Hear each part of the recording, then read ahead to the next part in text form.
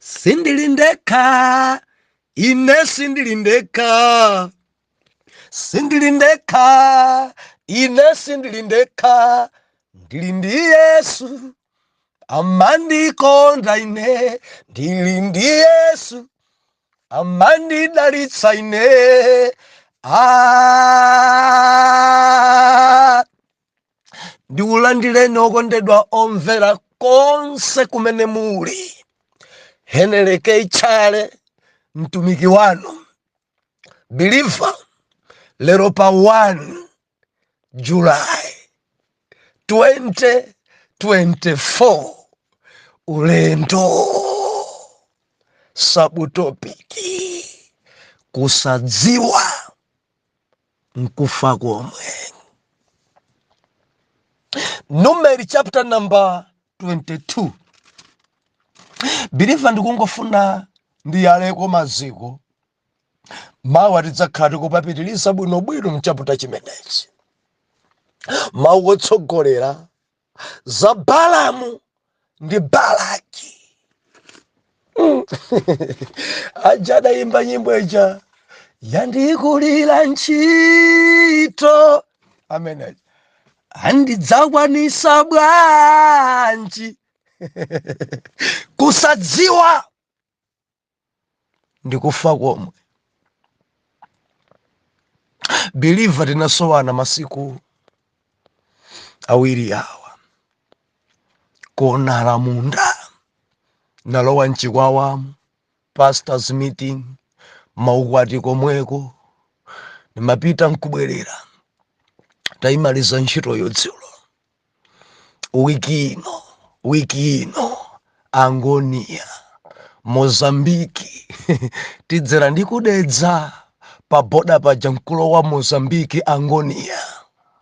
Ana yawe tikakumane kumeneko maso ndi maso papapa. Kumeneko ku Mozambiki. Ino amene muli kulilungwe tikumane ku Angonia.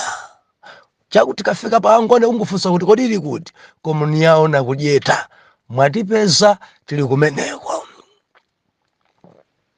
Tinasiyana sabata yatha ponena kuti mantha, osachita mantha,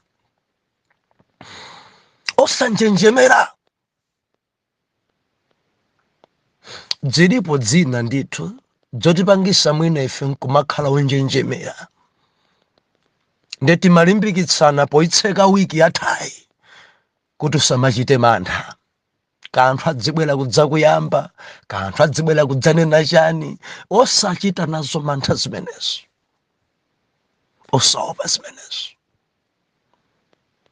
Nkhondo siyathu. Ana amoli dzidavura, dzidasokonekera, sadapindule kanthu. Mantha ayi, osaopa. Ndeife tinaonanso kamtundu kenaka kamene kadadzayamba ana Israeli abasana. Nkubwera nkuachitira mwano kuyambana nawo eti anthu oti sadayambe kungodusaneseyo. Ndiye Mulungu adayilowerera. Zotsatira zake kuti adasala za Mulungu, adawapha, adaononga china chilichonse, ana akazi. Believer tili ndi Mulungu amene nkhondo samaluza. Mulungu amene tikumpembedzayi ndi Mulungu osatichitisa manyazi. Tili ku dziko imene yadzadza nzonena zambiri, yadzadza ndi zopseza zambiri. Dziko imene tilino ndi dziko lododomesa, dziko lomvesa wawa. Chilimbikitso believer, usaope, imabe pamaso pa Mulungu ngakhale dzilipo zopsezazo. Mulendo umenewo dzilipo dzina believer tikamakumana nadzo mkumani, kodi apa tipambana, kodi apa dzilithera bwanji. Koma ndimafuna ndikulimbikitse, sikwathu kuchita nkhondo kuno. Sitingathe ife patokha. Olo tidati tigwire miyala tiyambe kugendana nawo, believer sitingakwanitse. Tintulire Mulungu, tinsire yawe ndiukamba ndi wina amangonjenjemera misozi kumalira. Sabata ndimanena kuti usachite mantha, osanjenjemera. And in Bible muli verse oposa 366 ndipo amanena kuti usaope, usachite mantha kapena kutenga nkhawa, ine ndine Yehova wako, ndidzakumenyera nkhondo, ndidzakupambanisa podusa mchipululu, kapokwera mapiri, kapoloka mitsinje, ndidzakhala nawe, usaope. Ndikamba ndi wina odwala, usaope. Ndikamba ndi wina ndilova ntchito alibe, usaope. Ndikamba ndi wina ali pa banja koma mwana alibe, osaopa. Mulungu uyuyu sadzatichitisa manyazi. Mulungu uyuyu sadzatichitisa manyazi. Osaopa. Musachite mantha. Khalani beni pamaso pa Mulungu. Khalani pamaso pa Mulungu. Nkhondo iyi ndi yake nkhondoyi. Haleluya. Katundu wa lero kusadziwa. Believer, mawu yawa oti kusadziwa chichewa china amanena kuti mbuli. Koma mukantchula munthu kuti ndiwe mbuli, amakhumudwa kwambiri. Ndipo akhoza kukupondera bwalo kuti andinyoza. Akakhala kuti ndi ana okhokha yambana, ndiye wina nkunena kuti mbuli wachabechabe. Ndiye kuti nkhani imene ikafika kwa makolo, mwana wanu andinyoza, anganene kuti ndine mbuli. Kodi kanchisena mati bulutu. Ndi wedi yoti imamveka mwamphamvu kwambiri. Akandinene kuti ine ndine mbuli, akanena kuti ine ndine bulutu wachabechabe, andinyoza kwambiri. Nde imamveka kupepukapo pang'ono, ngati kaulemu pang'ono ndi awawa samadziwa. Samadziwa ati amamvako kupepuka beta. Koma ndimafuna ndilize khwerere. Akamanena kuti awa samadziwa, chimodzimodzi na kuti awa ndi mbuli, awa ndi bulutu weniweni. Ndiyalero tikuona pamene pakuti believer kusadziwa nkufa, kusadziwa nkumalira koma. Ndipo kusadziwa, believer kusadziwa, dzambiri dzaonongeka chifukwa cha kusadziwa. Dziko langa chifukwa cha umbuli, dziko langa chifukwa cha kusadziwa, dzambiri dzaonongeka. Ngati anthu sakuzidziwa, believer zimaonongeka.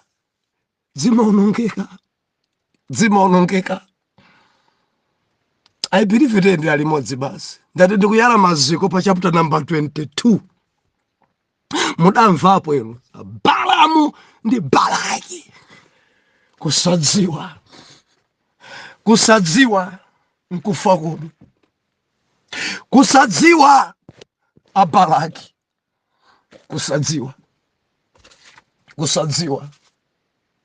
Kusadziwa Balaki zidamuononga.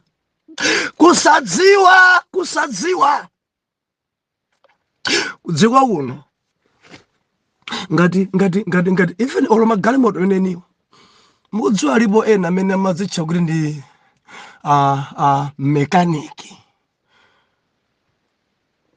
koma si mekaniki. Kule zimagalimoto zina zimene zikadatha kuyendabe zidafa chifukwa amene adadzimasula ndi anthu osadziwa. Believer sudanimvese kuyiwala pamene amasula nati imene kuti bauti imene ndayimasula pati adayigwesa injini kulephera kuyibwezeresa ndikumanga mosemphanitsa. zotsatira zake galimoto idali ndi vuto yochepa, koma vuto idakula. Mbuli malo mokonza adapheratu, malo mokonza adaononga zinthu, malo mokonza adapha zaeni. Kusadziwa nkufa, kusadziwa. Endi ena chifukwa cha kusadziwa adanyoza Bwana. Haleluya. Akupita kuma interview, Bwana angovala dzache basi ngati ndipo opangisa interview ndiyeyo angovala ngati osauka kwambiri. Haleluya. Ndipo gedi pomwe paja basi mwina kupereka moni, takhala ni apa, inuso musadivute inu yayi, tachoka nuko musadakhala apa mudzwa chimene ndabwerera pano ndifuna nkati mutu. Ayayi takhalani apa, aonena modeka, takhalani apa. Zamasazo ndikuchaka pa banja lini ndini mamuna zachibwana sine mafuna munthu usadamulakwire kena kale konso mzuda popeza mwaima tabakhalani apa. Eni munthu akunenayi akuchoka nkati momwemo. Kusadziwa nkufa komwe. Lankhuleni mawu oyipa. Basi ena mukangona akazi aini maso mamwa gadi ngariwe ngamandi vure pano, gadi ngariwe londa wachabe. Haleluya. Kusadziwa adanyoza Bwana. Kusadziwa ena mufuna wabanja namadzabwera wina oneka ngati osauka, angodzichepesa ndikufuna mkazi oti sakufuna chomaye andikonde mene ndilili. Mwina kuoneka ngati wopanda galimoto ali mgalimoto, kuoneka ngati sali pa ntchito koma ali pa ntchito, kuoneka ngati munthu wamba koma ali bwana. Ndilizakhalere kwa azimayi pausoeka vumbulutso, pausoeka chidziwiso, pausoeka Mulungu akuwululireni, koma ngati simusamala mudzadabwa ndi kulira. Mamuna ndidankana ine uyu, mamuna ndidanyoza ine uyu, adayamba kufunsira ine uyu, wina akulira misozi lipatsaya. Ndikadadziwa koma adabwera pa ine oneka ngati mphawi, adabwera pa ine oneka ngati londa, adabwera pa ine oneka ngati munthu wamba. Ndikadadziwa akadakhala munanga bilifa tamvera mbuli. Nkufa komwe.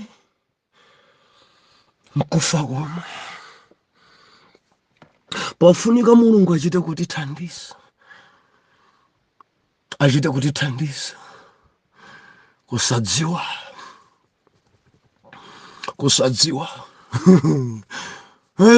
Umakhoza achita ngozi. Atakwerani ndikuyendesani mumathanthumula inu magi ake mungate kwasintha bule atakwerani. Kumangona anthu ena kuyendesa kusadziwa. Ngati uli bulutu pa chimene chodikirira wina kuphunzitsa, ngati uli mbuli mbali imene dikirira wina kuthandiza. Ena adachita ngozi, ena adaononga banja kusadziwa. Sadziwa kuti mamuna makonda chani, sadziwa olo kodi mamuna timakhala ibwanji, sadziwa. Mamuna jonkukhala mayawa zabanja zilipo mwayiwo. Chifukwa chache anthu akamalowa mbanja amalangizidwa. Pamabwera wakulu mamuna ndi uyu, mpamimba mamunayi amafunika njikukacha uyu, amafunika njikukada uyu, akamabwera kuntchito rani naye uyu. Haleluya. Kusadziwa. Mabanja ambiri unongeka. Ena adatsogoza maphunziro awo. Mamunayi akona ngati ngosaphunzira ndo form 4, ineyo ndili PhD, ndili ndi degree, ndadatsogoza degree. Mbanja amo mulibe muzama degree. mbanja mulibe za degree kutegu wa PhD nzimai ama kagwadira wa JC amunanga muli bwanji amunanga madzi kasampe. Haleluya, haleluya. Koma chifuka chokusadziwa ena adachitenga chi PhD kutenga degree yao mkulowa nayo mbanja mamuna ndi wa JC kenako basi kumantuma ngati kanyamara ka garden boy tanditengelani apo tandipitsirani madzi tapangani zakuti kusadziwa adandokola banja. Mamuna muchilengedwe chache akamakhala pa banja adampasa ufumu ali ndi ulamuliro amakonda kwa mpiri koma mkazi adanena kuti adzimvera koma zimayi ambiri chifukwa cha chuma komanso maphunziro adandokola. Why? Mbuli. Bilifa chapter number 22. Pali mbale wina Balaki. Balaki akuti Balaki Zipori. Mkulu yuyu anali mfumu ya Moabu. Ndakuri adaona Aisraeli aramanga mahema ao mchigwa cha Jorodani moyandikana ndi dera la ku Moabu. Ndiye malemba anena kuti kusadziwa adamutumira mthenga Balamu. Tabwera Balamu, tabwera ndikukudziwa iwe Balamu kuti amene unganitembelere amakhala otemberereka, amene ungandalise amakhala odalitsika. Ndiye ndikufuna kuti ndikugwiritse ntchito kantundu aka kamene kamanga mchigwa cha Jorodanoka. Kantundu kamene ndikufuna kuti ukamvese kupweteka. Kantundu kamene ndikufuna kuti undichitire chowawa. Balaki kusadziwa, Balaki umbuli, Balaki ubuludu, Balaki aulimbana ndi anthu amene satemberereka. Satemberereka. Believe satemberereka anthu. Zobwereka nditsi. Ndiye malemba anena kuti ati kungwaona Balaki adaipidwa, kungwaona Balaki chidamupweteka, kungwaona maganizo mache mkumari kantundu kameneka chikatemberere, kantundu kameneka kafe konse tilimbane nako kusadziwa. Ende mukawerenga maveso ayambirirawo Balaki adamva kuti Aamori agwebedwa, adamva Balaki adamva kuti Israeli anthu onse olimbana nawo sidzikuwayendera, adamva. Mbuli. Haleluya. Chimene sakudziwa chonde chane biliva tibwerere mbuyo. Ndifuna kuti tibwerere mbuyo. Yakobo bambo ake ndi Isaki bambo ake ndi Abraham.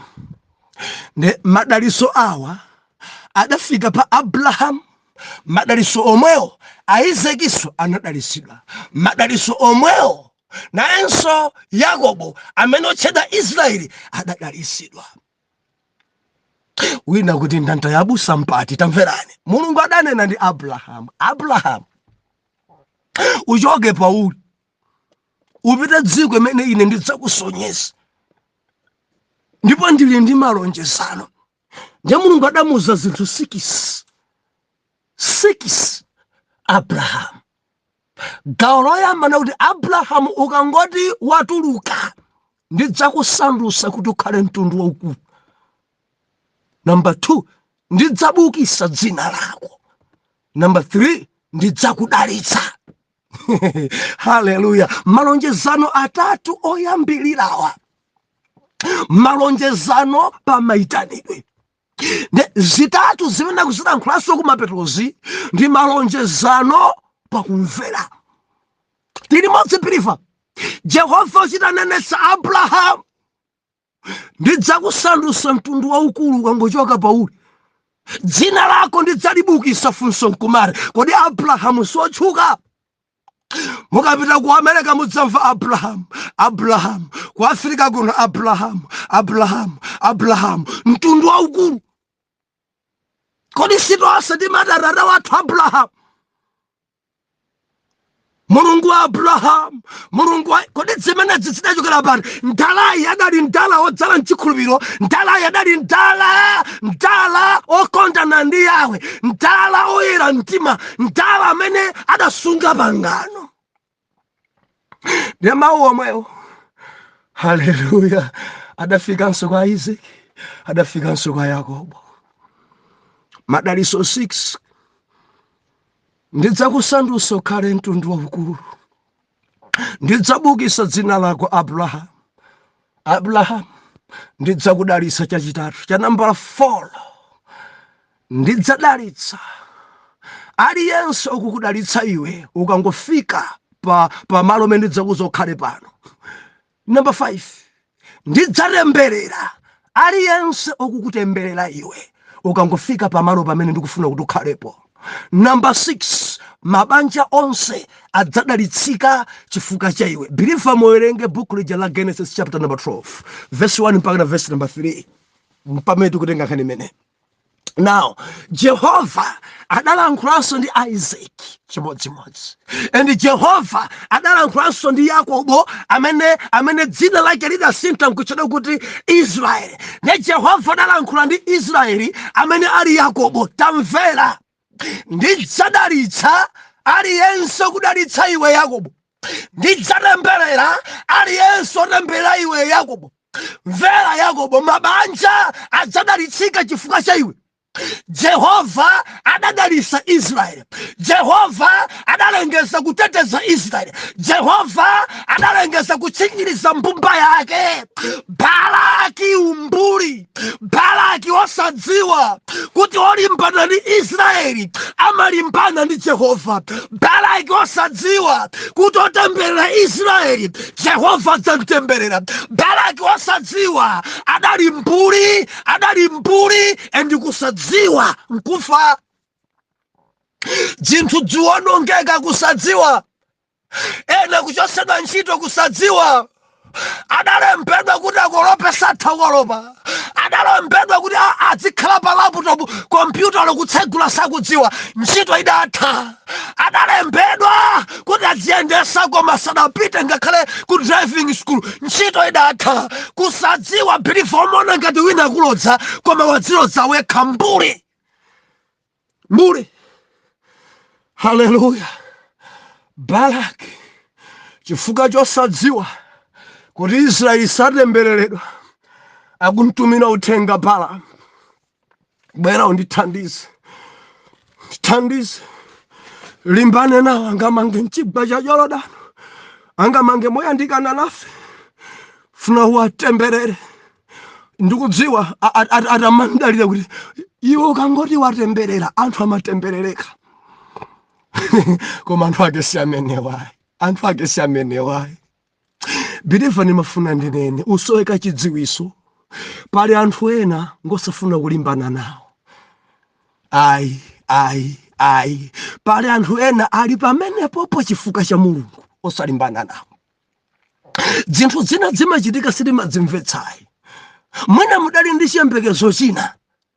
Koma ngati pabwera wina amene Mulungu anidalitsa, ndiye ukamalimbana naye umakhala onga mbuli. Chifukwa ukamalimbana ndi zimene Mulungu asikhazikisa umasanduka ogalukira Mulungu. Mondimvaka maudindo omwewa kuchali tsiku. Maudindo omwewa magulupumu. Wina akayikidwa pa udindo mukamadzuka amene simukudziwa. Umbuli ulipo.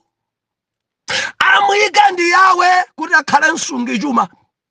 Amuyika ndi Yawe kuti akhale sekretari. Amuyika ndi Yawe kuti akhale mneneri wanu. Ndiye mukamalimbana naye pamaoneka umbuli. And umbuliwo kusadziwako nkudzilodza. dere ampira unonga tsogolo chifukwa cha umbuli, ampira uneka ngati ugalukira chifukwa cha umbuli. Zinthu zina ngati sukudzimvetsetsa, pemphera, mfunse Mulungu kodi apa dzakhala bwanji, endi Mulungu Mzimu Woyera akululira chimene chachitikacho malo mobweretsa dziwawa. Malo mobweretsa dziwawa. Kusadziwa kumaonongesa, kusadziwa kumachititsa ngozi, kusadziwa kumadula tsogolo, kusadziwa kumakuchosesa pa ntchito, kusadziwa umatukwana bwana, kusadziwa ata kunyoza paketi. Tayama interview ya bwana kumpeza yemwe anyoza paketi uja ndamene ali pa mpando amba kufunsa mafunso. Haleluya. Umaita kudzera pano zanga zada mene ndanyozera panja paja kampani ndi anu mupangisa ma interview ndiniyo. Ndiamangu kuyang'ana basi nasu umafunsa zinthu zodziwadziwa ukuja da basi nthawi yanga yangulusika utanyoza paketi utamona mavedwa aje kuti simavedwa bwino. Bwana akhoza kutheka sintha chovala chimodzi koma nkhope yake sadasinthe ndemwe uchi. Ndio mayamba wekha kunjenjemera. Ende umayamba kupepesa sada kuza kuti pepesa. Bwana pepani sinimadziwa. Bwana pepani sinimadziwa. Njira ina bwana pepani ndine mbuli. Bwana pepani ndine mbuli ya shabe mbuli ine bwana pepani. Ndiye bangu kuyang'ana.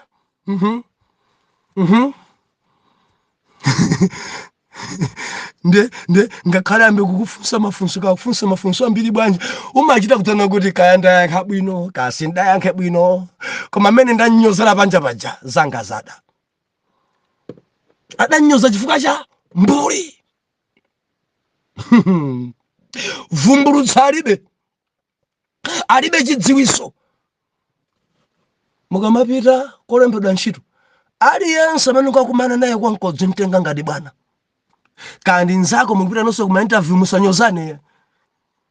Mpasi moni saa muli bwanji, adona muli bwanji, adzi kumasuleka ndili bwino nanenso ndipita kumeneko kandi wapa gate mpasi ni ulemu from dzagwira ntchito komweko chifukwa ina amanyoza pa gate osanditsegulira masangi mene ndabwera sukuyona galimoto ndikuyendera njodula ndi anu galimoto njodula koma mufuna ntchito campus imene uyu ali ndi malamulo pa gate. Mbuli mumangonyoza anthu basi maudindo akwanu kunkana mageti aini yake mukamafika pena kumadeka kusadziwa mkufa komwe kudeka tadeka nazimayi madala dekani chinzimu ichi cha Balaki ichi chinzimu chimene chinchononga ulimpana ndi Israeli. Mungatemberere Israeli, mungagwebe Israeli, mungagwesa Israeli. Mapangano ayawe ali pa iye. Mungamapangane kuti tikantemberere. Jehova adane naye kapakamwa watemberera Israeli ine ndidzatemberera. Biliva mundilondole mmawa pali nkhani apa ndangoyala maziko. Atate m'dzina la Yesu. Dziko langa ngozi zambiri zachitika. Mabanja ambiri atha, ambiri sadalembedwa ntchito, ambiri adziyipitsira tsogolo kusadziwa. Ndikupemphera kuti mutitsegule maso ife tidziwe. Tisakhale ngati Balaki, tichite kuzindikira chifukwa tikhoza kulimbana ndi anthu amene Mulungu mudakweza, tikhoza kulimbana ndi anthu amene mudadalitsa. Tikangolimbana ndi amene Mulungu Atate mudayika pa cholinga chanu tioneka ngati ogalukira mu ufumu wanu. Muthandize m'bale wanga ndi mlongo wangayi, tithandizeni kuti maso athu atseguka tikhale odziwa. M'dzina la Yesu oyera mtima tiyankhe kuti amen and amen.